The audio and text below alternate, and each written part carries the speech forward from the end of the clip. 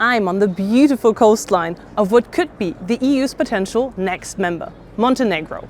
Here at the EU Western Balkans Summit in Tivat, there is one big question. Is EU accession finally happening again, or is this another summit of empty promises? Let's unpack. 6 Western Balkan leaders met with their EU counterparts to convey one big message. They want a faster, clearer path to membership.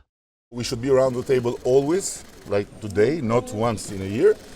Everyone with its own baggage of homework, and then everyone merit-based become full member. Both Macedonia, Montenegro, Serbia and Albania are all official EU candidate countries. Some have been waiting for more than 20 years.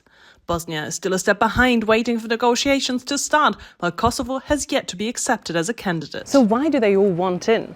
Because an EU membership would mean access to the single market, more EU investments, hope for a stronger economy, and that young people will decide to stay at home and build a future here. But joining the EU is difficult. Applicants must prove they adhere to EU laws, fight corruption and keep political institutions independent. And there's another challenge. The EU also needs to reform if it wants to increase to over 30 members, for example, on veto rights. Right now, some major EU decisions require unanimity. So the question is, how does the EU avoid bringing in new members who could later block big decisions from the inside? So why bother? What's in it for the EU? Since Russia's full-scale invasion of Ukraine, enlargement has become more of a geopolitical issue, meaning Brussels wants to avoid a vacuum in the region that could be filled by Russia or China. But after trying for so long, many candidate countries are frustrated, and the EU knows this. We have to make the enlargement process faster and more credible. To do that, Germany and France have now suggested integrating new members gradually,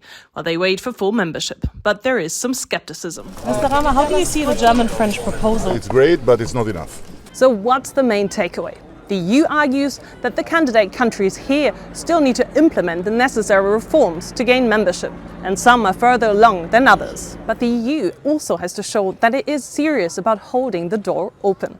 Otherwise, the promise of joining the EU starts to lose its power.